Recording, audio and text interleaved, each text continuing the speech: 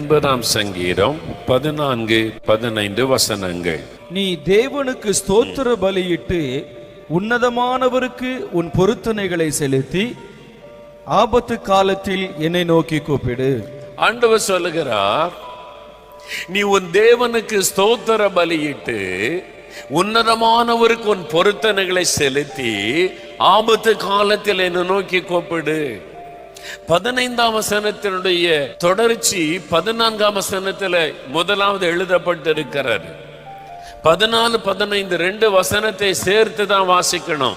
தனியா 15வது வசனத்தை வைத்துக்கொண்டு ஆபத்து காலத்துல கூப்பிடுன்னு சொன்னீரே, அப்படி சொல்ல முடியாது. முந்தின வசனத்தை கவனிங்க. நீ ஸ்தோத்திர பலியிட்டு பொருத்தனைகளை செலுத்தி ஆபத்து காலத்தில் என்னை நோக்கி கூப்பிடு. அப்போ 14ஆம் வசனத்துல 2 காரியம் சொல்லுகிறான். நீ என்னை நோக்கி கூப்பிடணும். ஆனா என்ன செய்து கூப்பிடணும்? முதலாவது 14ஆம் வசனத்தில் ஆண்டவர் சொல்லுகிறார், தேவனுக்கு ஸ்தோத்திர பலியிட்டு அவரை நோக்கி கூப்பிடு. ஸ்தோத்திர பலி, ஆண்டவரை துதிப்பாரு. அதனால தான் ஜெபத்துல சொல்ற, முதல்ல ஸ்தோத்திரம் பண்ணுங்க, துதிங்க அப்படின்னு சொல்ல காரணம், நம்ம எப்ப ஜெபம் பண்ணினாலும் முதலாவது ஸ்தோத்திரம் பண்ண வேண்டும். பிலிப்பியர் 4ஆம் அதிகாரம் 6ஆம் வசனத்துல, நீங்கள் ஒன்றுக்கும் கவலைப்படாமல் எல்லாவற்றையும் குறைத்து ஸ்தோத்திரத்தோடு கூடிய ஜெபத்தினாலும் வேண்டுதலினாலும் தேவனுக்கு தெரியப்படுத்துங்கள். அப்பொழுது எல்லா புத்திக்கும் மேலான தேவ சமாதானம் உங்களுக்கு உண்டாகும். எல்லாவற்றையும் குறைத்து ஸ்தோத்திரத்தோடு கூடிய ஜெபத்தினாலும் வேண்டுதலினாலும். ஸ்தோத்திரம். அப்ப நீங்க எப்ப ஜெபம் பண்ணினாலும், எதற்காக ஜெபம் பண்ணினாலும் ஸ்தோத்திரத்தோடு கூட நீங்க ஜெபிக்க பழக வேண்டும். இயேசு மாடல் பிரேயர் சொல்லி கொடுக்கிறார். பரமண்டல ஜெபம் நம்ம சொல்ற, பரமண்டலங்களில் இருக்கிற எங்கள் பிதாவே உம்முடைய நாமம், அதான் ஸ்தோத்திரம், உம்முடைய நாமம் பரிசுத்தப்படுவதாக. ஜெபத்துல முதலாவது ஆண்டவருக்கு ஸ்தோத்திரம் செலுத்தணும். இவ்வளவு வியாதி, பிரச்சனை, கஷ்டம், நெருக்கம், இந்த பாடுகளை எங்கெங்க ஆண்டவரை துதிக்கிறது? முதல்ல சுகம் கொடுக்கட்டும், அவரை துதிக்கலாம். விடுதலை கொடுக்கட்டும், ஆண்டவரை துதிக்கலாம். இல்ல நீங்க ஸ்தோத்திரத்தோட ஜெபிச்சாதான் விடுதலை. இவ்வளவு பிரச்சனைக்கு மத்தியில் எப்படிங்க ஸ்தோத்திரம் சொல்ல முடியும்? இவ்வளவு பிரச்சனைக்கு மத்தியிலையும் உங்களுடைய ஜீவனை அவர் பாதுகாத்து நடத்துகிறாரு, அதற்காக ஸ்தோத்திரம் பண்ணுங்க. இவ்வளவு பிரச்சனைக்கு மத்தியிலும் நீங்க விசுவாசத்தை விட்டு வலுவாதபடி உங்களை காத்து கொண்டாரே, அதற்காக ஸ்தோத்திரம் பண்ணுங்க. இவ்வளவு பிரச்சனைக்கு நடுவிலும் ஆண்டவர் உங்களை வெட்கப்பட விடாதபடி நான் உன் ஜெபத்தை கேட்பேன்ற ஒரு நம்பிக்கையை கொடுத்திருக்கிறாரு, அதற்காக ஸ்தோத்திரம் பண்ணுங்க. அல்லேலூயா. ஆண்டவரே, நீர் என்னோடு இருக்கிறதுக்காய் ஸ்தோத்திரம், என் ஜெபத்தை கேட்கிறதற்காய் ஸ்தோத்திரம், இந்த பிரச்சனைக்காய் ஸ்தோத்திரம், இந்த போராட்டத்திற்காய் ஸ்தோத்திரம், இதை நீர் மாற்றி தர போகிறதற்காய் ஸ்தோத்திரம். அப்படி ஸ்தோத்திரத்தோடு கூட அப்புறம் உங்களுடைய விண்ணப்பத்தை ஏறிடுங்க. எப்ப ஜெபம் பண்ணினாலும். தானியேல் 6:10 தானியேல் ஒரு பெரிய சோதனை, சிங்கக்கபில போடப்படுகிற நெருக்கம். தானியேல் என்ன பண்ணார்? தினம் 3 வேளை ஜெபம் பண்ணி கர்த்தருக்கு ஸ்தோத்திரம் செலுத்தினார் என்று எழுதப்பட்டிருக்கிறது. ஸ்தோத்திரம். அப்ப ஸ்தோத்திரத்தோடு கூட ஜெபிக்க நீங்க பழகணும். ஆண்டவரே, இந்த பிரச்சனைக்காய் ஸ்தோத்திரம், இந்த போராட்டத்திற்காய் ஸ்தோத்திரம், இந்த உபத்திரவத்திற்காய் ஸ்தோத்திரம், இதுக்குள்ள ஒரு நன்மை நீர் வைத்திருக்கிறதற்காய் ஸ்தோத்திரம், எனக்கு விடுதலை தரப்போகிறதற்காய் ஸ்தோத்திரம். அப்படி ஸ்தோத்திரம் பண்ணிட்டு ஜெபிக்க ஆரம்பிங்க. ஆண்டவருடைய உள்ள மகிழும். சிலருக்கு முறுமுறுப்பு, ஜெபம் என்னத்தை கண்டோம், நாங்களும் ஜெபம் பண்ணி போய் ஒரே பாடுகளை தான் இருக்குது, முறுமுறுத்துக்கிட்டே அப்புறம் ஆண்டவரே அற்புதம் செய்யுன்றார். நீங்க முறுமுறுக்கும் போது யார் சந்தோஷப்படுவா? பிசாசு. எப்பவுமே உன் பக்கத்துல 2 பேர், ஒரு பக்கம் ஆண்டவர் நிற்கிறாரு, இன்னொரு பக்கம் பிசாசு. நீங்க முறுமுறுத்து ஆண்டவர் என்ன செஞ்சிட்டாரு, நான் ஜெபம் பண்ணி என்ன நடந்துட்டு அப்படின்னு பேசணுன்னு சாத்தான் கை தட்டுவான். சாத்தானுடைய கூட்டாளம் கை தட்டும். அது யாருக்கு அவமானம்? இயேசுக்கு அவமானம். என்னவோ ரட்சிக்கப்பட உங்க பிள்ளைன்னு சொன்னீரு, உம்முடைய மகன், உம்முடைய மகள் அப்படின்லாம் சொன்னீர். பார்த்தீங்கன்னா முறுமுறுக்கிறாங்க, கைத்தட்டி சிரிப்பாங்க. இயேசுக்கு அவமானமாயிரும். இவ்வளவு பிரச்சனை போராட்டத்துக்கு நடுவிலும் என் இயேசு எனக்கு நல்லவராகவே இருக்கிறதற்காய் ஸ்தோத்திரம், இந்த பிரச்சனைக்காய் ஸ்தோத்திரம், போராட்டத்திற்காய் ஸ்தோத்திரம், என்னோடு இருக்கிறதற்காய் ஸ்தோத்திரம் சொல்லுங்க.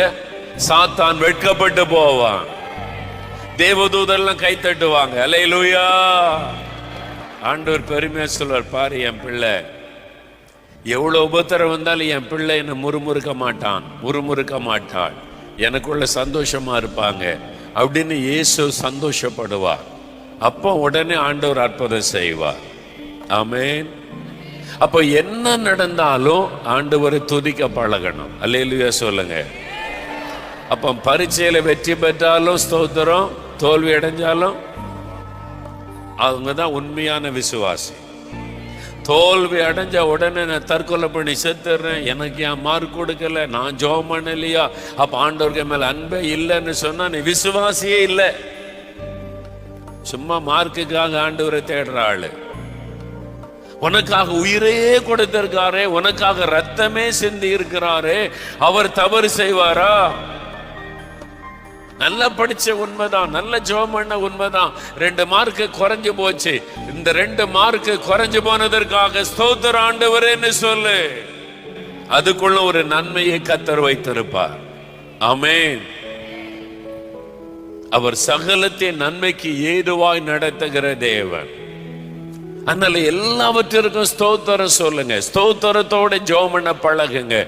ஆண்டவரே எனக்கு இப்படி ஒரு நல்ல வாய்ப்பை கொடுத்தீரே ஸ்தோத்திரம். எல்லாத்துக்கும் ஸ்தோத்திரம் பண்ண பழகுங்க. ஒரு தண்ணி குடிச்சா கூட இந்த தண்ணிக்காக ஸ்தோத்திர ஆண்டவரேன்னு குடிங்க.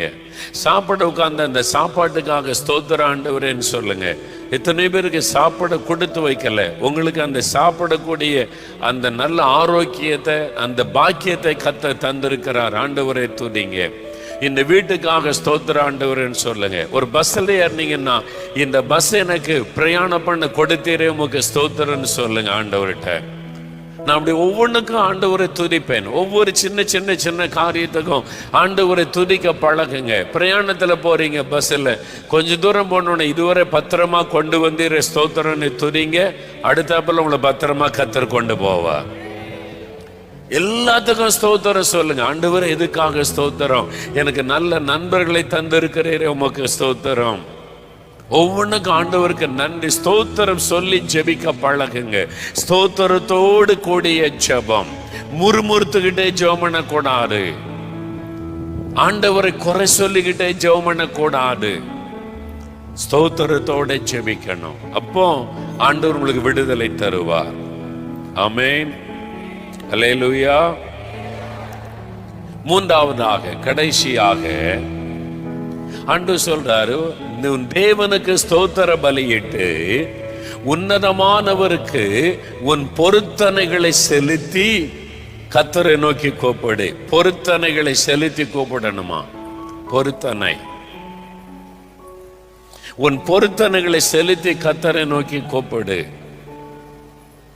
பொருத்தனைன்னா நம்ம ஒரு ஈஸியான பொருத்தனை இருக்கு, செலவே இல்லாத பொருத்தனை தான் நம்ம பண்ற பொருத்தனை. என்ன பொருத்தனை பண்ணுவோம்?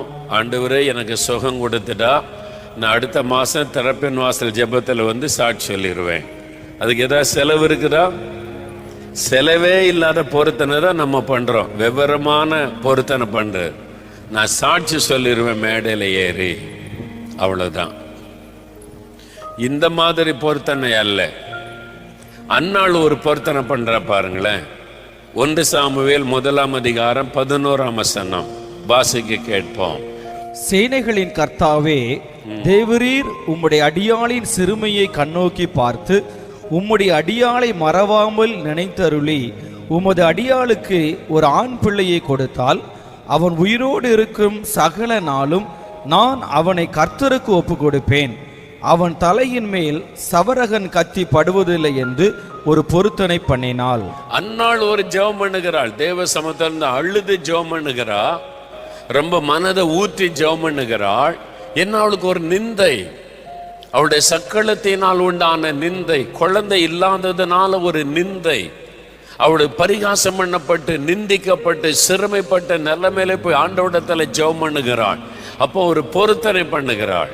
என்ன பொருத்தனை பண்ற பாருங்க. ஆண்டவரே எனக்கு ஒரு குழந்தையை தந்துட்டா என் குழந்தைய கூட்டிட்டு போய் ஊரா நான் சாட்சி சொல்லுவேன், சர்ச்சில் போய் ஒரு நேரம் சாட்சி சொல்லிடுறேன் அப்படின்னு பொருத்தனை பண்ணாளா?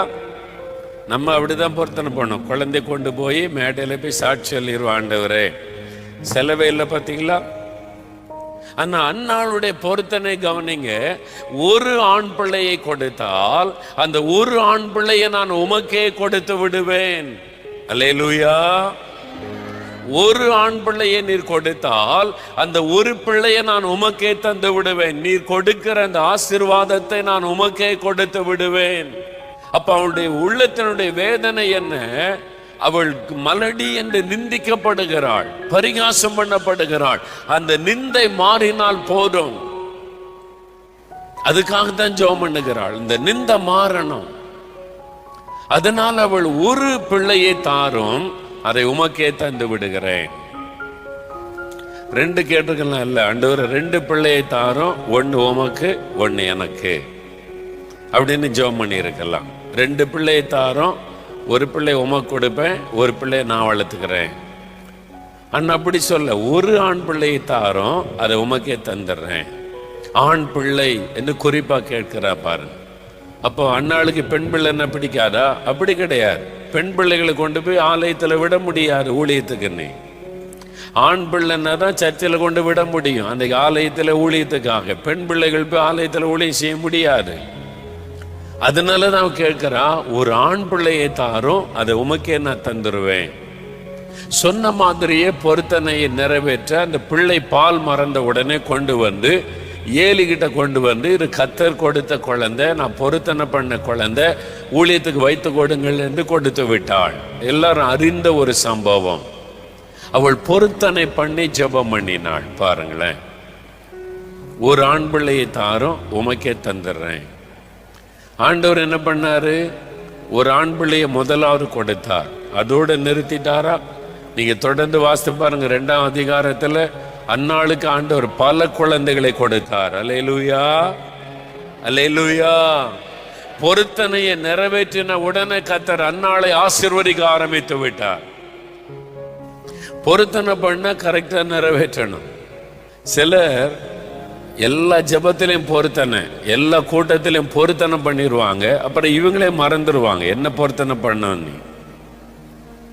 ஒரு அம்மா ஜெபிக்க வந்தாங்க. ஐயா, என் பிள்ளைக்கா ஜெபிக்கணும், பேரனுக்கா ஜெபிக்கணும், அந்த ஜெபம் இந்த ஜெபம். ஒன்று ஜெபத்துக்கு ஆண்டவர் ஒன்று பதிலே தர மாட்டேங்கிறார் ஐயா, ஜெபம் பண்ணிப்பு தான் பார்க்குற, ஒன்று நடக்க மாட்டேங்குது அப்படின்னு ரொம்ப வருத்தத்தோடு சொன்னாங்க. ஏன் ஆண்டவர் அவ்வளோ ஜெபிக்கிற ஒரு தாயாராக இருக்கிறாங்க, ரொம்ப காலமாக ஜெபிக்கிறேன்றாங்க, ஏன் ஒன்று நடக்க மாட்டேங்குது? ஆண்டவர் சொன்னார், இவ வாயினாலே தான் இவளுக்கு சாபத்தை வருவித்து கொண்டாள்னார். ஏன் ஆண்டவரேன்னு கேட்டா, அவன் எவ்வளோ பொருத்தனை பண்ணான்னு கேளுன்னு சொன்னார். கேட்டேன், பாட்டியம்மா நீங்கள் பொருத்தனை பண்ணி ஜெபம் பண்ணீங்களா? ஆமையா, நான் எப்போ ஜெபிச்சாலும் பொருத்தனை பண்ணி தான் ஜெபம் பண்ணுவேன். நாங்கள் பொருத்தனை நிறைவேற்றினீங்களா? பதிலே இல்லை. ஜெபம் பண்ணும் போதெல்லாம் பொருத்தனை ஜெபம், ஆனா பொருத்தனையை நிறைவேற்றுவதில்லை. அன்னாள் அப்படி இல்லை, பொருத்தனை பண்ணினாள், கரெக்டா நிறைவேற்றி விட்டாள். பாருங்க, பிரசங்கி 5ஆம் அதிகாரம் 4, 5, 6 வசனம் பாருங்க. நீ தேவனுக்கு ஒரு பொருத்தனை பண்ணி கொண்டால் அதை செலுத்த தாமதியாதே, அவர் மூடரில் பிரியப்படுகிறதில்லை. நீ நேர்ந்து கொண்டதை செய். நீ நேர்ந்து கொண்டதை செய்யாமற் போவதை பார்க்கிலும் நேர்ந்து கொள்ளாதிருப்பதே நலம். நீ தேவனுக்கு ஒரு பொருத்தனை பண்ணி கொண்டால் அதை செலுத்த தாமதியாதே. ஆண்டவருக்கு நான் இதை செய்வேன், இந்த சர்ச்சுக்கு இதை செய்வேன், இந்த ஊழியத்துக்கு இதை செய்வேன், மிஷனரிக்கு இதை செய்வேன், ஒரு ஆலயத்தை நான் கட்டுவேன், நான் இந்த காரியத்தை கர்த்தருக்காக செய்வேன். நீ பொருத்தனை பண்ணிட்டா தாமதிக்க கூடாது. ஆண்டவர் நிறைவேற்றின உடனே அந்த பொருத்தனையை ஒழுங்கா நிறைவேற்றணும். ஆண்டவர் உங்களுடைய வார்த்தையை நம்பி ஒரு அற்புதம் செய்கிறார், நீங்க அதுல உண்மையா இருக்கணும், அந்த உடனே செலுத்தணும். நேர்ந்து கொண்டதை செய்யாமல் இருப்பதை பார்க்கிலும் நேர்ந்து கொள்ளாமல் இருப்பதே நலம். பொருத்தனை பண்ணி செலுத்தாட்டா அது சாபமாகிவிடும். அதனால பொருத்தனை பண்ணாமலே நீங்க ஜெபிக்கலாம். கட்டாயம் பொருத்தனை பண்ணி தான் ஜெபிக்கணும் அவசியம் கிடையாது. பொருத்தனை பண்ணியும் ஜெபிக்கலாம். ஆண்டவர் அதே நமக்கு வைத்திருக்கிறார். விசுவாசத்தோட பொருத்தனை பண்ணாமலும் ஜெபிக்கலாம். ஆனா ஒரு பொருத்தனை பண்ணா கட்டாயம் நிறைவேற்றிடணும். அதான் நம்ம பார்க்கிறோம். அடுத்த வசனம் பாருங்க. உன் மாம்சத்தை பாவத்துக்குள்ளாக்க உன் வாய்க்கு இடம் கொடாதே. உங்க வாய்னால சொல்றீங்க பாருங்க பொருத்தனை. நீங்க பாவம் செய்யறதுக்கு இடம் கொடாதிருங்க. அது புத்தி பிசகினால் செய்தது என்று தூதனுக்கு முன் சொல்லாதே. தேவன் உன் வார்த்தைகளினாலே கோபம் கொண்டு உன் கைகளின் கிரியையை அழிப்பானேன். தேவன் உன் வார்த்தையினாலே கோபம் கொண்டு உன் கரத்தின் கிரியைகளை அழித்து போடுவார். ஏன் நஷ்டம், ஏன் கடன் பிரச்சனை, ஏன் வறுமை, ஏன் காரியங்கள்ல செழிப்பை பார்க்க முடியல? நீங்க பொருத்தனை பண்ணி செலுத்தல. நீங்க பொருத்தனை பண்ணி அதை செலுத்தாததுனால உங்களுடைய வருமானம் பாதிக்கப்படுகிறது, கரத்தின் கிரியைகள் அழிக்கப்படுகிறது, வியாதிகள், வேதனைகள், நஷ்டங்கள், இழப்புகள், ஆஸ்பத்திரி செலவுகள். நீங்க பொருத்தனை பண்ணினதை நிறைவேற்றவில்லை. கவனம். ஆண்டவருக்கு ஒரு பொருத்தனை பண்ண கரெக்டா நிறைவேற்றணும். நான் இந்த ஊழியத்துக்கு இதை செய்வேன்னா செய்யணும், அப்படி இல்லைன்னா அதை எழுதக்கூடாது, பொருத்தனை பண்ண கூடாது, தீர்மானம் பண்ண கூடாது. மிஷினரி நான் தாங்குவேன்னா அதுல உண்மையா செய்யணும், அப்படி இல்லைன்னா செய்யக்கூடாது. நீங்க அவசரப்பட்டு ஃபில்லப் பண்ணாருங்க, அவசரப்பட்டு நிரப்பாருங்க. ஜெபம் பண்ணி உங்களால முடிந்ததை செய்ய தீர்மானம் பண்ணுங்கள். சிலர் அவசரப்பட்டு எல்லாத்தையும் வாங்கி நிரப்பி கொடுப்பாங்க. ஒண்ணுக்கும் ஜெபமும் பண்ண மாட்டாங்க, காணிக்க அனுப்ப மாட்டாங்க. அதனால என்ன விளைவு? உங்களுடைய ஆசீர்வாதத்தை நீங்க பாதிக்கப்பட இடம் கொடுக்கிறீங்க. உங்களுடைய கரத்தின் கிரியைகள் அழிக்கப்படுகிறது. நீங்க பொருத்தனை பண்ணி செலுத்தாததுனால சாபம் உங்கள் மேல வந்திருக்கிறது. கவனம். சும்மா அவசரப்பட்டு எல்லாத்தையும் நிரப்பி கொடுக்காதங்க. ஒரு முறைக்கு 2 முறை ஜெபம் பண்ணுங்க. அதை கரெக்டா ஆண்டவர் வழி நடத்தினா செய்யுங்க. அதுல உண்மையா இருங்க, சின்சியரா இருங்க. இயேசுடிக்கிறார், ஊழியத்தின் மூலம் 250 மிஷினரி தாங்குகிறோம், பல காரியங்களை ஜெபம் பண்ணி தீர்மானிக்கிறோம். அதெல்லாம் ரெக்கார்டு வச்சு எவ்ரி மந்த் கரெக்டா அந்த பணம் அனுப்புறோமா செக் பண்ணிக்கிட்டே இருப்போம். நான் கேட்டுக்கிட்டே இருப்பேன், பணம் அனுப்பி இருக்கிறா எல்லாருக்கும். மிஷினரிகளுக்காக தர வேண்டிய மக்கள் கொடுக்கறதுக்கு முன்னால நம்ம பணம் போயிடணும். யார் தந்தாலும் தரட்டாலும் மிஷினரிகளுக்கு பணம் அனுப்பிடணும். இந்த ஆலயம் கட்ட பணம் அனுப்பிடணும். இந்த தேவையை நமக்கு வாக்கு கொடுத்துட்டோம், அதை நிறைவேற்றணும். அதுல கரெக்டா இருக்கணும். அப்பதான் கர்த்தர் ஆசீர்வதிப்பார். சிலர் இஷ்டத்துக்கு வாக்கு கொடுக்கிறது, பொருத்தனை பண்றது, அதை நிறைவேற்றுவதில்லை. அது ஒரு சாபமாய் மாறி விடுகிறது. நிறைய கிறிஸ்தவர்கள் அதனால பாதிக்கப்பட்டிருக்கிறாங்க. நீங்க மறந்துருப்பீங்க, ஆனா கர்த்தர் அதை ஞாபகத்தில் வச்சிருப்பார். நீ வாக்கு கொடுத்தியே, நீ எனக்கு சொன்னியே, அப்ப அது ஏமாற்று தானே, என்னை ஏமாத்திக்கிட்டு இருக்கிறியா? நான் எப்படி உன்னை ஆசீர்வதிக்க முடியும்? அந்த தவறு இந்த ஆண்டவர்கிட்ட இன்னைக்கு மன்னிப்பு கேளுங்க. ஆண்டவரே, நான் பொருத்தனை பண்ணி செலுத்தாத பாவத்தை மன்னியும், நான் பொருத்தனை பண்ணி செய்யாத பாவத்தை எனக்கு மன்னியும், நான் பொருத்தனை பண்ணி அதை நிறைவேற்றாமல் போய்விட்டேனே நீ மன்னியும், நான் அவசரப்பட்டு எல்லாத்துக்கும் வாக்கு கொடுத்து விடுகிறேன், அதை நிறைவேற்றாமல் போய்விடுகிறேன், நீ மன்னியும். அது ஒரு பாவம். மனம் திரும்புங்க, ஆண்டவர் உங்களுக்கு இறங்குவார். பொருத்தனை பண்ண கரெக்டா நிறைவேற்றிடணும். யாக்கோபு ஒரு பொருத்தனை பண்றார் பாருங்களேன். யாக்கோபுடைய பொருத்தனை ஆதியாகமம் 28ஆம் அதிகாரம் 22ஆம் வசனம் பாருங்க. ஆதியாகமம் 28:22. நான் தூணாக நிறுத்தின இந்த கல் தேவனுக்கு வீடாகும். தேவரீர் எனக்கு தரும் எல்லாவற்றிலும் உமக்கு தசம பாகம் செலுத்துவேன் என்று சொல்லி பொருத்தனை பண்ணி கொண்டான். யாக்கோபு ஒரு பொருத்தனை பண்றார். தேவரீர் எனக்கு கொடுக்கும் எல்லாவற்றிலும் நான் தசம பாகம் செலுத்துவேன், தசம பாகம் கொடுப்பேன் என்று ஒரு பொருத்தனை பண்ணி கொண்டார். தசம பாகம் அப்புறம் கர்த்தருடைய கட்டளையாய் மாறிவிட்டது. நியாயபரமான காலம் வரும்போது தொடர்ந்து ஆண்டவர் கட்டளையா கொடுத்தார். 10ல் 1 கர்த்தருக்குரியது, தசம பாகம் கர்த்தருக்குரியது. ஒரு தீர்மானம். யாக்கோபு தசம பாகத்தை கர்த்தருக்கு கொடுப்பேன்னு பொருத்தனை பண்ணினார். அதனுடைய விளைவு என்ன தெரியுமா? அவர் ஒரு கோலோட போகிறார். திரும்பி வரும்போது பிள்ளைகள், சொத்துக்கள், ஆடுகள், மாடுகள், ஒட்டகங்கள், கோடிக்கணக்கான மதிப்பான சொத்துகளோடு திரும்பி வருகிறார். கர்த்தர் அவரை ஆசீர்வதித்தார். அந்த பொருத்தனையிலே உண்மையாய் இருந்ததுனால, தசம பாகத்தை கர்த்தருக்கு கொடுத்ததுனால. தசம பாகம் கர்த்தருக்குரியது. சிலர் இருக்கிறாங்க, வயல் நிலத்துல விளையுது, தேங்காய் வெட்டுறீங்க, தென்னந்தோட்டத்தில் தேங்காய் பறிக்கிறீங்க. 1000 தேங்காய் பறிச்சா கூட 2 தேங்காய் சர்ச்சு கொண்டு வருவாங்க, பிள்ளைகள் கொண்டு வரும். கர்த்தருக்கு முதல் பலனை கொண்டு வந்தோம், சர்ச்சில் கொண்டு வந்து வைப்பாங்க. 2 தேங்காய் அல்லது 5 தேங்காய் வைக்கிறத பெருமையாக கொண்டு வந்து வைப்பாங்க. நாங்கள் தோட்டத்தில் இன்னைக்கு தேங்காய் வெட்டினா முதல் பலன் கர்த்தருக்கு. அங்கே 1000 தேங்காய் வெட்டியிருப்பாங்க. 1000 தேங்காய்னா தசமபாகம் எத்தனை? 100 தேங்காய் வரணும் கர்த்தருக்கு. ஆனால் அங்கே கொண்டு வர்றது 2. அதை பெருமையாக கொண்டு வந்து வைப்பாங்க, நான் கர்த்தருக்கு கொடுக்குறேன்னு. 100 தேங்காய் கொடுக்க வேண்டிய இடத்துல 2 தேங்காய் கொடுத்தா மீதி 98 தேங்காயை திருடி இருக்கிறீங்கன்னு அர்த்தம். யாருக்கிட்ட? திருட. ஆண்டு சொன்ன திருட. நான் இப்படி ஒன்று ஆசீர்வதிக்கிறது. நம்ம தெரியாம இருக்கிறோம். வசனம் சொல்லுகிறது தசம பாகம் கர்த்தருக்குரியது. 100 மூட்டை நெல் அறுவடை செய்தீங்கன்னா அந்த 100 மூட்டையில கர்த்தருக்குரியது எவ்வளவு? 10 மூட்டை கர்த்தருக்குரியது. இவங்க 1 மூட்டை கொண்டு வந்து வச்சுட்டு நம்ம பெருமையா சாட்சி சொல்லுவாங்க, கர்த்தர்களை ஆசீர்வதித்தார், 1 மூட்டை கொடுத்திருக்கிறோம் அப்படின்னு சொல்லி.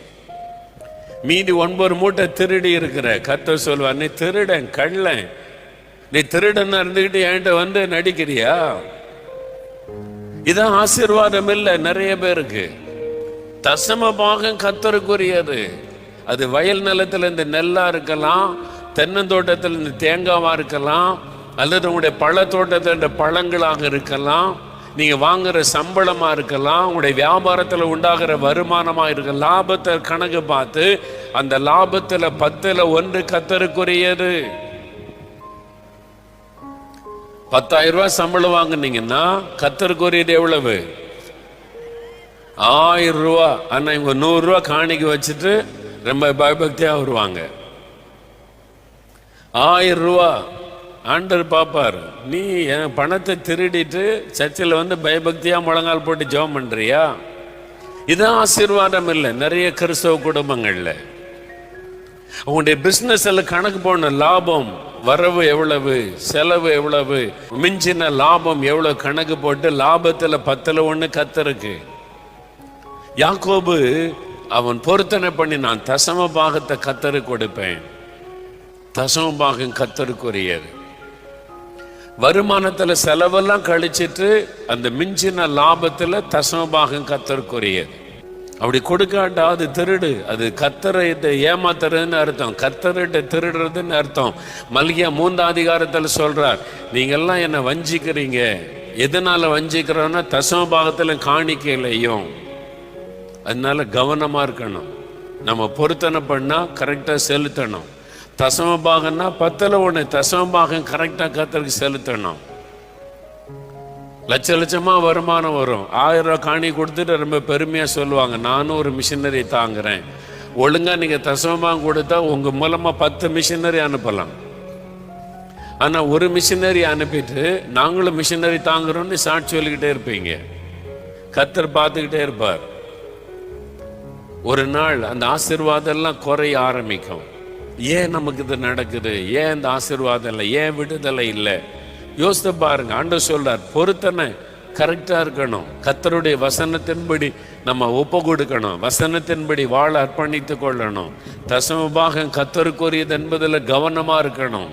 உடைய வருமானத்துல கணக்கு போட்டு கர்த்தருக்கு கொடுத்துடணும். தசம பாகம் கர்த்தருக்குரியதுன்னு சொல்லி அது ஆண்டவர் சொல்லுகிறார். நீ தேவனுக்கு ஸ்தோத்திர பலியிட்டு நீ பொருத்தனைகளை செலுத்தி ஆபத்து காலத்தில் என்னை நோக்கி கூப்பிடு, நான் உன்னை விடுவிப்பேன், நீ என்னை மகிமைப்படுத்துவாய்.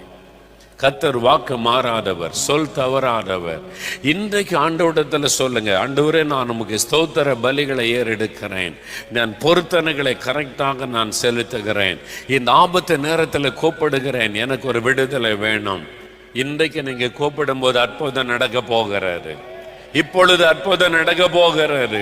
இந்த வசனத்திற்கு அர்ப்பணித்து நீங்கள் கூப்பிடும் போது அற்புதம் நடக்க போகிறது. விடுதலை நீங்கள் பெற்றுக்கொள்ள போகிறீர்கள்.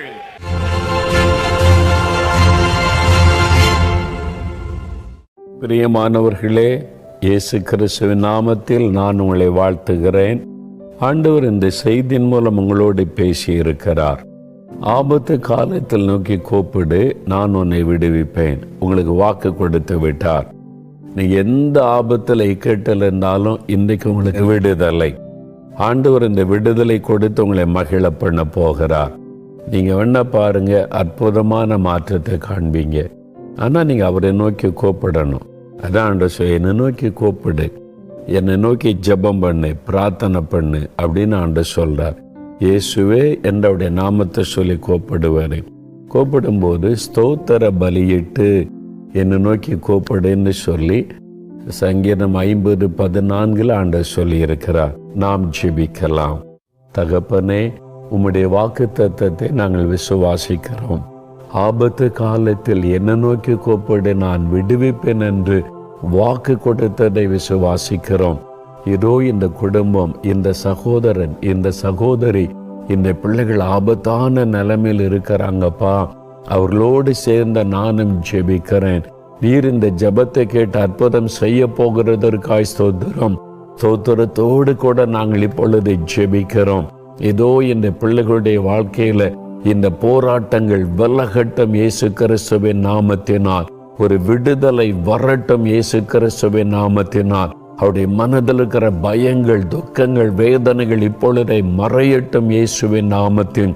வியாதியோடு, பலவீனத்தோடு, ஆபத்தான சூழ்நிலையில இயேசுவே சுகம் தாங்க, விடுதலை தாங்கன்னு ஜெபிக்கிறாங்களே, உங்க தள்ளும்புள்ள கரம் இப்பொழுது வைக்கப்படட்டும் இயேசு கிறிஸ்துவின் நாமத்தில். அந்த நோய்கள் விலகட்டும், அந்த மரண படுக்கைகள் இயேசுவின் நாமத்தில் மாறட்டும். ஐயோ, இது தீர்க்க முடியாத வியாதி என்று கலங்கி நிற்கிற பிள்ளைகளை பாரும். உம்மால் தீர்க்க முடியாத வியாதி ஒன்றுமில்லை. இயேசு கிறிஸ்துவின் நாமத்தில் இந்த நோய்கள் விலகி போகட்டும். சாப கட்டுகள் அறுக்கப்படட்டும். பொல்லாத ஆவி இந்த பிள்ளைகளுக்கு விரோதமாய் செய்கிற எல்லா பிசாசின் கிரியைகளும், தந்திர மந்திர வல்லமைகள் எரியட்டும் இயேசு கிறிஸ்துவின் நாமத்தில். அவைகள் எல்லாம் அழியட்டும். ஒரு விடுதலை வரட்டும். பொல்லாத ஆவிகள் வெளியேறி போகட்டும். பயத்தின் ஆவிகள், தற்கொலை தோண்டுகிற ஆவிகள் இதோ இயேசுவின் நாமத்தில் வெளியேறுகிறதற்காய் ஸ்தோத்திரம். பண தேவைகளை சந்தியும். அடைக்கப்பட்ட வாசலை திறந்து தாரும். எல்லா சூழ்நிலைகளும் மாறட்டும். அற்புதங்களை கண்ட மகளை செய்யும். கர்த்தர் அப்படி ஆசீர்வதித்ததற்காய் உமக்கு ஸ்தோத்திரம், ஸ்தோத்திரம், ஸ்தோத்திரம். இயேசு கிறிஸ்துவின் நாமத்தில் ஜெபிக்கிறோம் பிதாவே. ஆமேன், ஆமேன்.